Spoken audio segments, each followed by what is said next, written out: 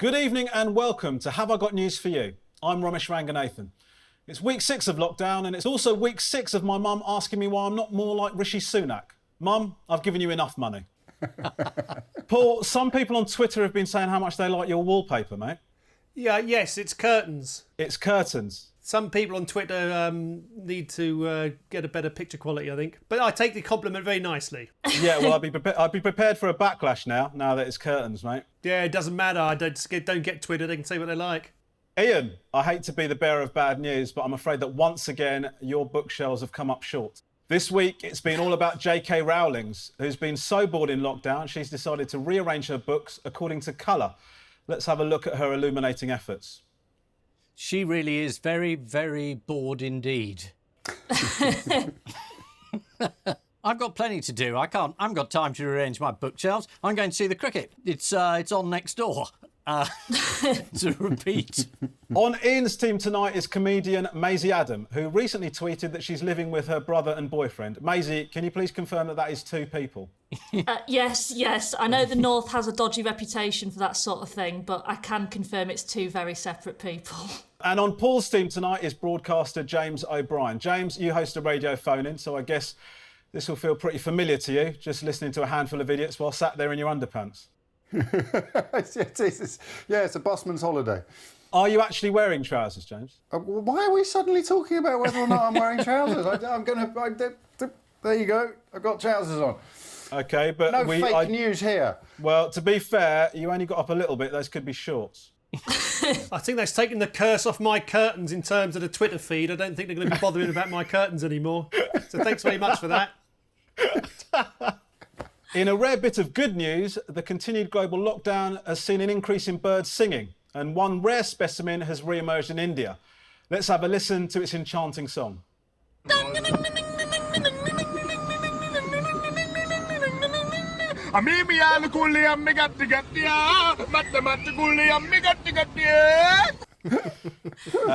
I've reliably been informed that they would have included that clip regardless of whether I would have been presenting or not.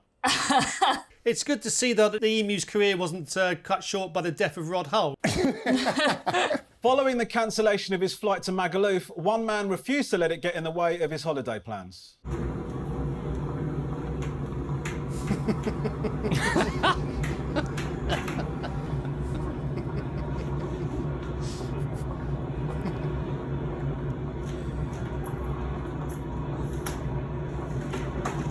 How does he know it's his?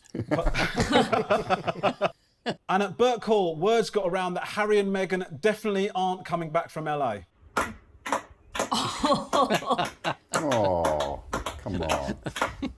I genuinely didn't know you could clap sarcastically till I saw Camilla there. As if she didn't want Charles to get better. If you're looking longingly at that bottle of spirits you bought 10 years ago on holiday, here's a warning. Ja chłodziłam od rana. Ona jest w takiej butelce kapslowej. Oh my God. Still, it is a quick way of repainting the spare room. Right, let's get on with the show. And we start with the bigger stories of the week. Ian and Maisie, take a look at this. OK, that's Boris saying he's delighted to be back before he announces that he's got to go again because he's had a baby. That may be the baby, but who knows? This is the 2020 Ryder Cup being held indoors. And this is bleach. This is Trump's recipe for defeating bowl cleaning. They've dropped the E from bowl. And there he is. And there's someone who knows what they're talking about, looking incredibly embarrassed. Look at her legs. Oh, God, don't say that. Yeah, this is the return to work of Boris Johnson on Monday, just in time to go on paternity leave on Wednesday. The first thing Boris did on his return to work was to chair a meeting of the Cobra Committee. Boris had lots of questions to ask, the first one being, where do they hold them?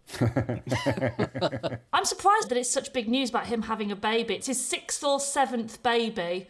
I was quite disappointed they didn't announce the baby weighing in at 6 or 7 pounds. No, they're going to do it with the name. Well, Rees Moggs called his 6th baby Sextus.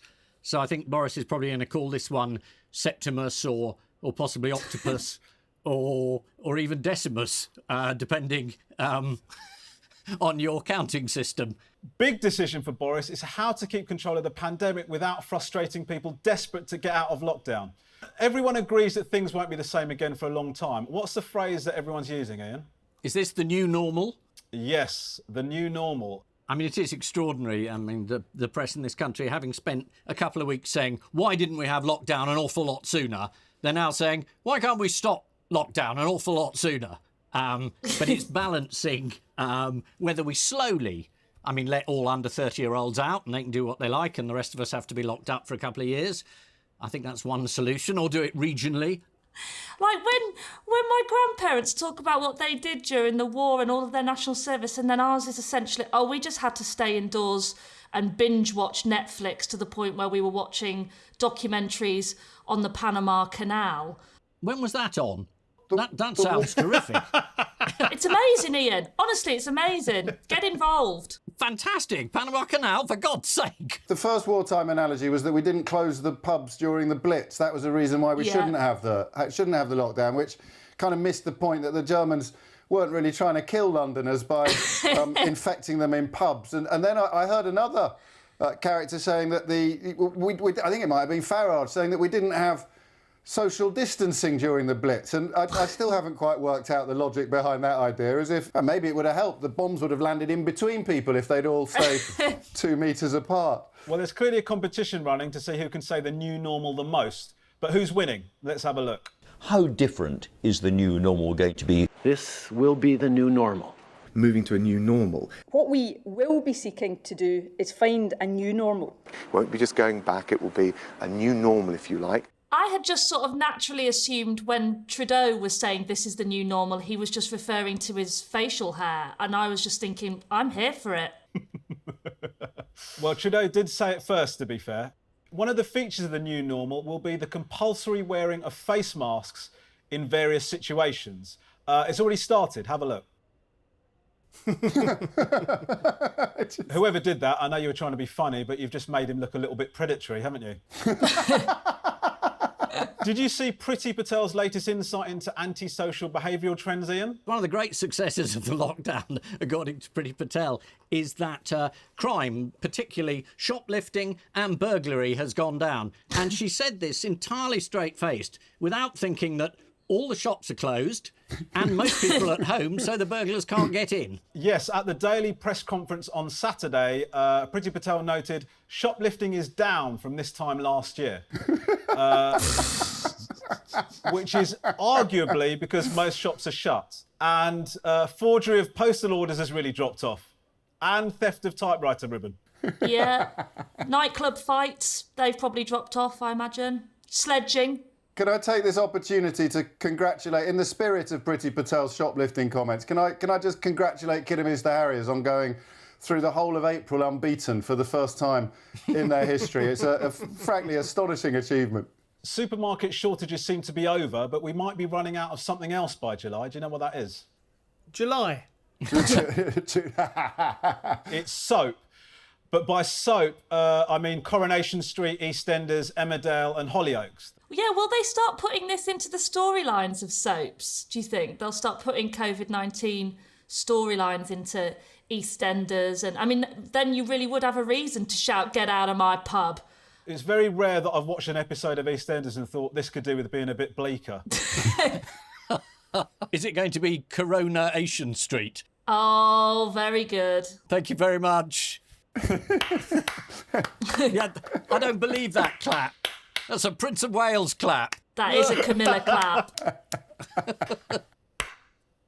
Ian, when was the last time you watched Coronation Street? Was it when Albert Tatlock got done for scrumping apples? I think I gave up just before then. Did you? Those soaps that are in hospitals like Holby City or Casualty, are they really going to go ahead and continue with storylines that aren't about this mass pandemic? That seems quite strange.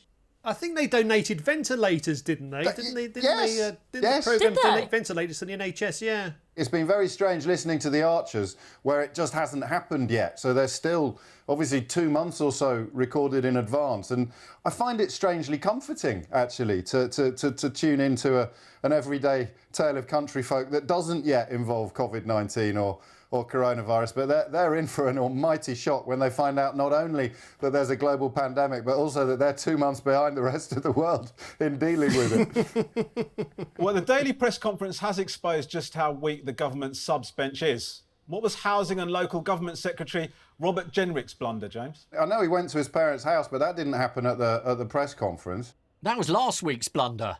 Was he accused of not wearing trousers behind the podium, and much to everybody's embarrassment, he stood up and waved his groin at the camera? It wasn't that, Paul. No, I've been watching the wrong shows then. Yeah, I don't know what you're watching, Paul. No, it's good though. Tiger King, mostly. And the Panama Canal documentary. Oh, that sounds so good. Well, what actually happened, James, is he deputised for Matt Hancock on one of the press conferences and was specifically told not to mention the delivery from Turkey of much-needed PPE equipment in case something went wrong. But he somehow managed to mention it anyway and big it up as a very significant additional shipment. And you can see that episode of The Thick of It on iPlayer. This was shortly before the Turkish government revealed that they actually knew nothing about it. And then when it finally did land late, it didn't contain anything like the number of gowns that had been announced. But that's the new normal. None of this matters anymore. They can say it and waltz away to the next debacle and faux pas. I was delighted to see, after feeling very sort of humiliated by the German government's performance, that German doctors have now staged a protest because they haven't got any PPE equipment. They're going naked to say, why can't you give us something? So it's obviously everyone around the world has suddenly found that this stuff costs a lot of money. There you go. No, it's their equivalent of calendar girls. It's just nice to feel that we're not the only European failure in this department. It's another big week for Matt Hancock. Paul, do you know why? Yes, but I'd rather not talk about it. Oh, fair enough. It's to do with his 100,000 a day testing target and whether it might be met. Yes, he said he made this claim with full confidence, this prediction, this goal, and are we there yet? I don't think we are. Ian, is it 100,000 tests or 100,000 capacity? I mean, most of us thought he said 100,000 tests, but they've slightly changed the goalpost, so it's the capacity to do 100,000 tests, even if we don't do any at all. I like Paul's answer, which is, I know this, but I'm not prepared to talk about it, which is what the government keeps saying every time they're asked anything about anything that's happening. Well, I don't think you need to know. We'll tell you later. Who has been doing a poor job running the testing at Chessington World of Adventures? Oh. Is it Bobo the chimp? It's actually been turned into a regional testing site run by Deloitte, the famously shoddy accountancy firm, despite being fined over £4 million last year for professional incompetence. Oh, right, so it's all in good hands. They were handed the testing contract by the government, but they've been sending the wrong test results to the wrong people. Brilliant. I'm confused by this story. A firm of accountants are tested at Chessington Zoo. Is that what you're saying? It's the new normal. These are unprecedented times. Yeah, this is... Paul, I totally take your point, Paul. Ordinarily, I'd be just like, what the hell is this story? But it didn't even register with me now. What are Belgians being told to do to help their economy, Ian? Is it drink? No, it's actually to eat chips to help reduce Belgium's potato mountain.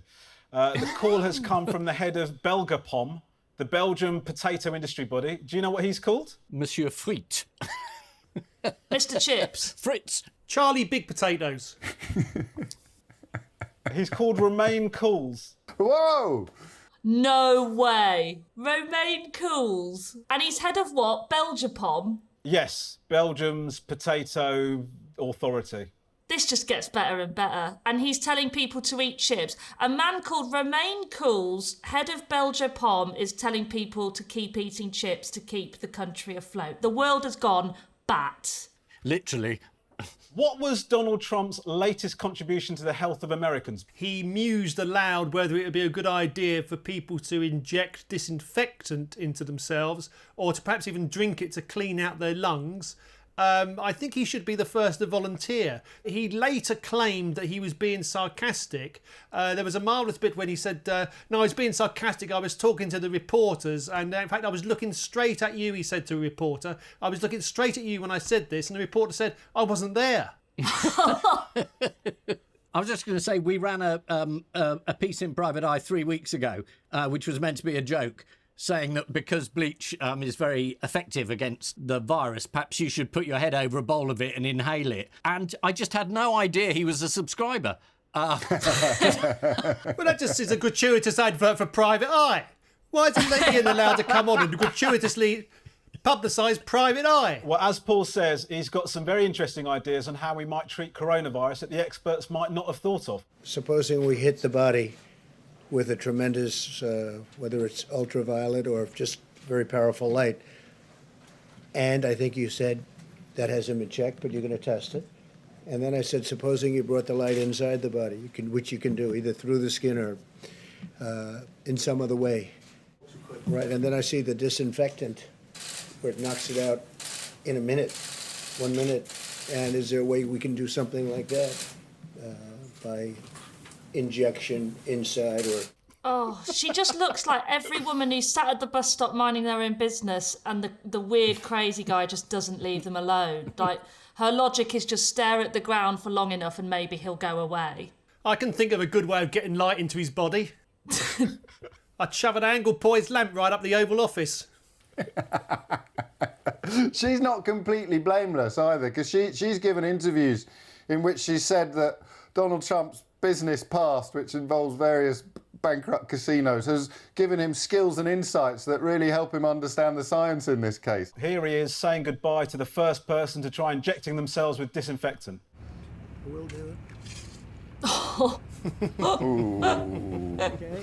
If you can remember back that far, this is the return to work of Boris Johnson on Monday. There's speculation as to how Boris's new son might affect his thinking on government policy. Well, if my experience of dealing with new babies is anything to go by, he'll be wanting to reopen the pubs within about 2 days. Speaker of the House, Sir Lindsay Hoyle, welcomed the news and said for Carrie and Boris, 2020 is certainly a year they will never forget. Although hopefully with enough therapy, the rest of us might. Paul and James, take a look at this. German football fan, looking very excited. Well, German anyway, looking very excited. I can't believe it. I've just found Trump's brain cell. There's Jeremy Corbyn. Jeremy Corbyn missing the ball but winning the argument. And there is Boris Johnson stopping a child, which is rare for him. So this is the news that the England football team aren't as bad at taking penalties as we all think. Who's decided that England are good at taking penalties? It must be the Germans, I suppose, as James identified a German at the top of the clip. Is it the Germans saying that? It is the Germans. It's German scientists at the Sport University in Cologne. Oh, yeah, but they're taking the mickey, aren't they? I mean, clearly. Just look at the record. Yeah, well, apparently, according to the German scientists at the University in Cologne, they have come to the conclusion after researchers reviewed over 5,000 historical penalties and deduced that there is no such thing as the English penalty curse. So it's just 100% English incompetence then. Phew. 5,000 historical penalties, like 1066... 1914, the Great War. How historical are these penalties? There's one on the Bayeux Tapestry, I know that. Yeah, Harold lets it in. I mean, aren't they just being nice to us? Isn't this just to help morale? It's a strange compliment to come out with in such a time of, oh, we should all be united, let's give each other a compliment. And all, like the Germans are like, I guess you're okay, you're not cursed when it comes to penalties. It's the most passive-aggressive comment ever. It feels like it could almost be sarcasm, doesn't it? Oh, you are so good at the penalties, you really are. You're the best. Time for a quick football quiz. I'm going to show you an England footballer and I want you to tell me who they famously missed a penalty against. First up, Chris Waddle. That was Germany, wasn't it? The 1990 semi-final? Isn't that the guy from Tiger King? Paul, you've absolutely nailed that. Chris Waddle missed a World Cup penalty in 1990 against the Germans, although his biggest crime in an England shirt is probably that haircut. Next, Stuart Pearce. Also Germany. James, you're absolutely right. He also missed against the Germans in 1990, although he did redeem himself 6 years later by scoring a penalty against the Spanish, as Ian knows. Let's see how he celebrated that. Whoa! So we wanted to show you the footage, but the footage of Stuart Pearce celebrating that goal cost $6,000 a minute. Good grief. What? Incidentally, Ian, do you know what Stuart Pearce's nickname was as a player? It was Piercy.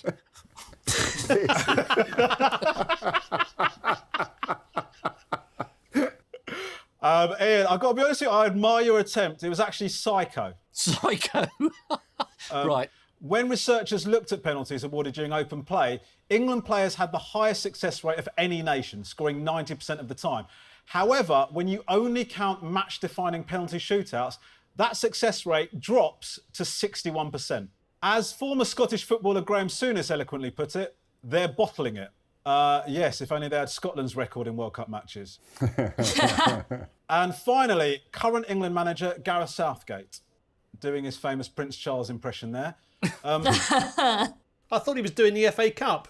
He missed a penalty against the Germans, but without that miss, he wouldn't have had the opportunity to star in this astonishing Pizza Hut advert. Miss Pizza Hut pan pizzas, unless I'm mistaken. Thank you, Miss. Come on, Gareth, it only took me 6 years to get over it. Have some pan pizza. Pan pizza from Pizza Hut. A light, fluffy base with a crispy crust smothered with generous toppings. Thanks a lot, boys. I feel much better now. Ooh, this time he's at the post. To be fair, he was ahead of his time. That's how we're all going to be eating in restaurants from now on. This is the news that English footballers are surprisingly good at taking penalties. The report also concluded that my eyes are really straight and that I don't overly rely on my mum for TV formats. Priti Patel welcomed the news, adding that England also have a 100% record of not losing penalty shootouts when there is no football happening. A study of penalty taking has found that England footballers are the best. The research was carried out at the German Sport University Cologne. The project should have gone to an England research team who'd got down to the final two. Unlucky. Finally, would you like to see an English footballer hitting the target under pressure? Yeah. Oh, yes. Let's have a look.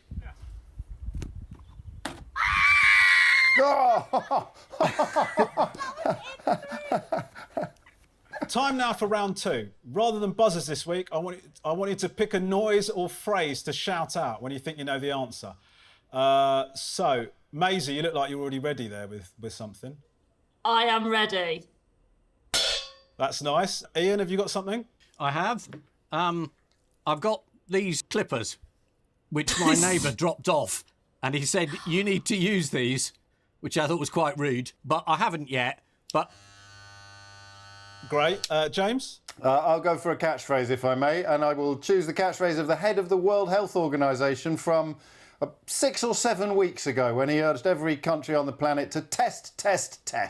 OK, thank you. And Paul, what have you got? I've got my dear friend Nicholas Parsons introducing Just a Minute. Welcome to Just a Minute. OK, well, round two is called What's Happened to This?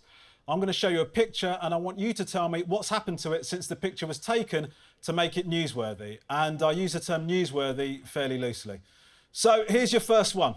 Oh, this is a dumper truck and somebody, I'm sure somebody has filled it up to be a hot tub, haven't they, during the lockdown? Maisie, you are across the news that counts, aren't you? This is Yorkshire builder Dave Eastwood, who turned his dumper truck into a hot tub. Here it is. Paul, what's the main advantage of having a hot tub in a dumper truck, do you think? Well, it's better than having a dump in a hot bath. I don't know. Well, according to Dave, the best part is you can drive it round so it's always in the sun. You just have to drive it slowly so the water doesn't spill. Yeah, never mind your missus, Dave. Ian, how did Dave create the bubbles in his hot tub? I think my previous answer established that, didn't it? Is it bottled water? According to Yorkshire Live, Dave uses shower gel and a hand drill. Wow. Join Dave next week where he'll be making a back massager out of a jackhammer. So this is Yorkshire builder Dave Eastwood, who turned a dumper truck into a hot tub. I've also gone to extreme lengths to keep my wife happy during lockdown. I've moved into the garage. Builder Dave filled his rusty dumper truck with water and shower gel and created bubbles using the plastering attachment of a hand drill. Despite all that, he's still been declared the most romantic man in Yorkshire. OK, so fingers on buzzers or whatever you're doing. The question is, what's happened to this? Go on, Ian. Cadbury's have changed their logo. They've paid a huge amount of money to redesign their logo so that it says something completely different. Here's some chocolate. Yes, well, this is the news that after 50 years, Cadbury has decided to change its logo in a major brand refresh. So this is the old logo. Now, shall we have a look at the brand new logo, which some advertising experts have said can't have been cheap? Boom! Oh, I hardly recognised it. No, I thought this was ridiculous because it looked so similar to the old one. But then I read around some of the industry publications and they explained that for £1 million you change the whole global footprint of the brand. And I still thought it was completely ridiculous. But I did read Cadbury saying it wasn't £1 million, it was just hundreds and thousands. Oh dear. Yes, well done. Look at Paul's face. Cadbury's don't make hundreds and thousands. The joke is flawed. It's Captain Logic. Why can't you let Ian have his moment, Paul? Well, if he started letting him have moments like that, there'll be no end to it. Yeah, I'll be doing panto. Jokes with punchlines that don't make any sense. Well, Cadbury's have apparently officially denied that it cost them £1 million. They didn't come up with the hundreds and thousands gag because apparently they said it wouldn't really make sense. Exactly. And if they've paid £1 million for it, I mean, that figures out of this world. Oh, no, sorry, that's Galaxy. See, now that's a joke, Ian. That's a joke. Look, all that happened is the, very overpaid consultants, and they were asked to find a new angle on it. If you look at the picture, they have. It's about 45 degrees. Ian, before I laugh at that, can I just get verification from Paul that makes logical sense? No, I think that was just a general comment. I don't think it was meant as humour.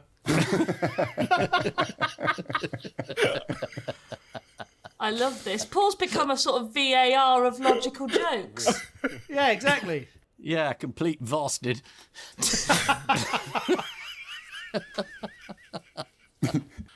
A Cadbury spokesman said, this is part of a much wider brand refresh, which will touch all of Cadbury's visual assets. I'll be honest, since lockdown, I can't stop touching Cadbury's visual assets. In exciting news, guys, I've got a bonus point on offer. On the new dairy milk packaging, the glass and a half of milk is pouring into a chunk of chocolate. What was the glass and a half of milk pouring into on the old chocolate wrapper? Was it being poured in down the throat of a lactose-intolerant toddler? No, it's actually poured into the eye. Oh. There you go. I think it's cleverer that it pours into the eye. Is that another reference to your magazine? With any luck. So, this is the news that Cadbury has unveiled its first new logo in 50 years. A spokesman for Cadbury said they wanted to review the brand image. We only wish we had your problems, said the head of marketing for Corona Beer. It was also revealed earlier this month that Cadbury workers are using chocolate machines to produce personal protection equipment. And remember, of course, when it comes to hygiene, you have to wash your fingers of fudge for at least 20 seconds. Next picture. What's happened to this? Oh, test. I think it's a sheep. Well, it's definitely a sheep, but I think it went missing for 7 years. Is its name Pringle or Sprinkle or something like that? And then it reappeared in Australia with no warning whatsoever. Having disappeared as a lamb, it came back as a fully grown sheep to its farm. Which country did it go missing from? You say it reappeared in Australia. It disappeared from here, yeah. And then it reappeared here. But the story is that there was a 7-year gap. It's not a geography story. It's a lapse of time story.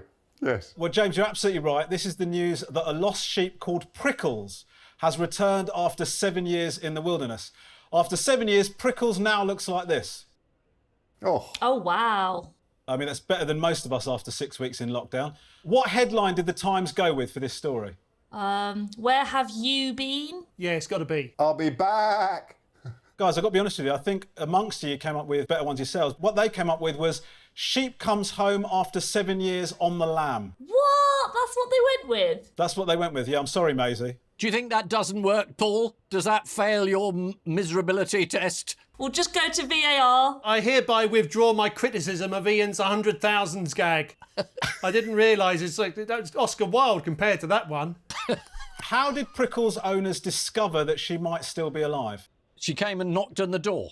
According to the Times, farmer Alice Gray first spotted a huge ball of fluff on her security cameras. Prickles then officially reappeared during a family barbecue. Brave move, Prickles. Maisie, what's Prickles going to be given? I would hope a big shave, maybe courtesy of Ian Hislop himself. Have you ever sheared a sheep, Ian? Do you know, I haven't. Oh, you've not lived! Maisie, you're actually right. It's something most of us can only dream of right now. It's a haircut. Prickles is having her fleece shorn for charity, and it's thought her coat might break the current world record of 41.1 kilos. It's a record which, after 6 weeks in lockdown, Brian May has also got his eye on. Would you like to see a video of a sheep getting its daily lockdown exercise? I know you would. Oh, yeah. Yes. Yes. Definitely. Oh. And is that a dumper truck to have a hot tub bath in afterwards? This is Prickles the sheep, who returned home after going missing for 7 years.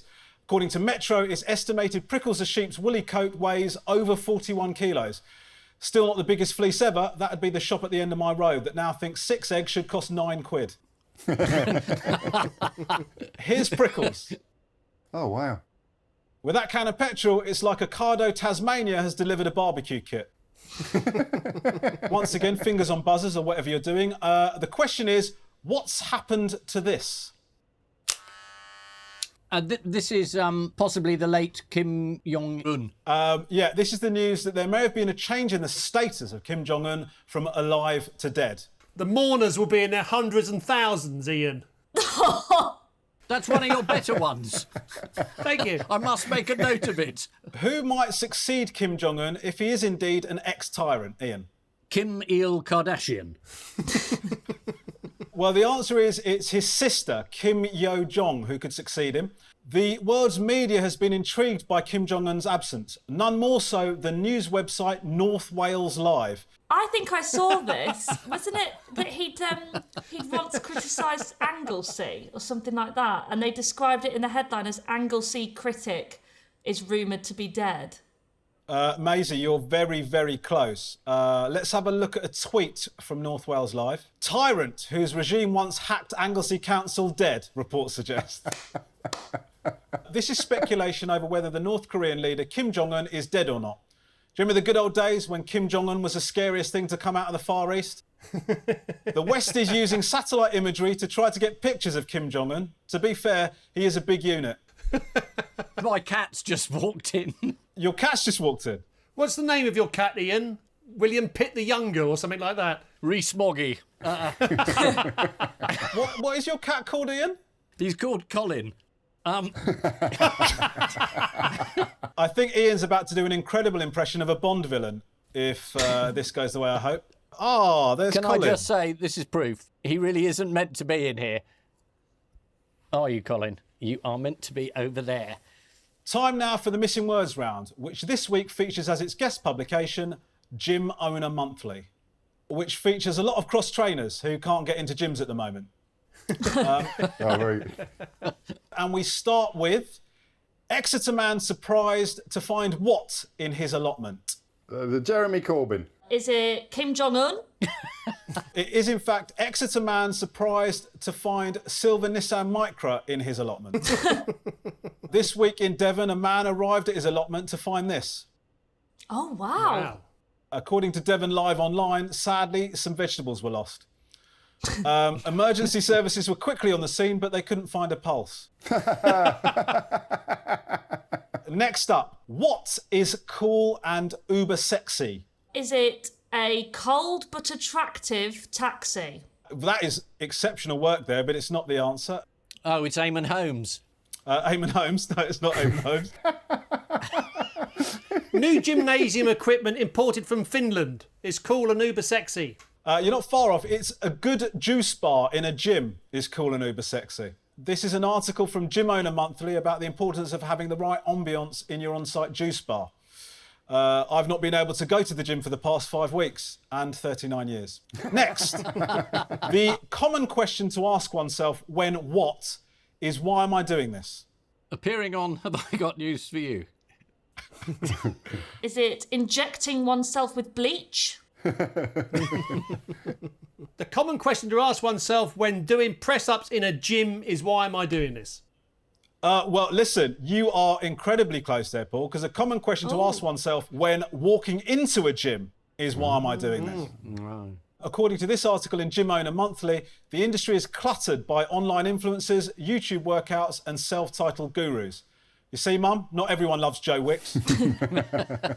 Next, a woman accidentally orders headphones inscribed with the words, what? Do not resuscitate. It's not do not resuscitate. Property of Eamon Holmes. Do not resuscitate. All good answers, not the correct one. The correct answer is woman accidentally orders headphones inscribed with the words, leave in the back garden if I'm not there. This week, Rosa from Market Harbour accidentally personalised her new headphones with her delivery instructions. Here's the case they came in. Oh, lovely. Oh, that's brilliant. Oh, bless. Next, man tries to conquer fear of heights by what? But unfortunately, what? Man tries to conquer fear of heights by climbing tree, but unfortunately falls out. Is it by climbing Everest? But unfortunately doesn't. That is a top story, that one. Correct answer is man tries to conquer fear of heights by climbing onto a stepladder in his garden, but unfortunately falls into a hedge. It's a story of Alan Gill from Wrexham who tried to cure his fear of heights with a stepladder. Let's have a look.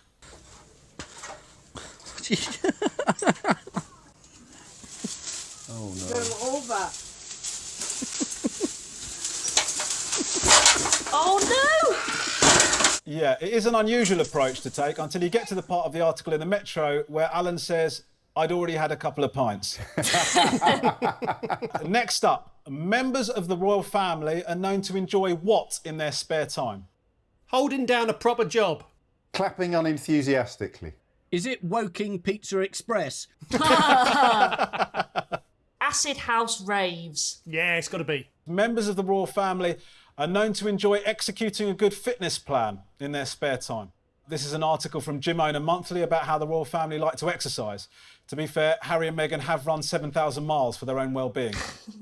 Naturally, all the royal family can work up a sweat, with one notable exception, of course.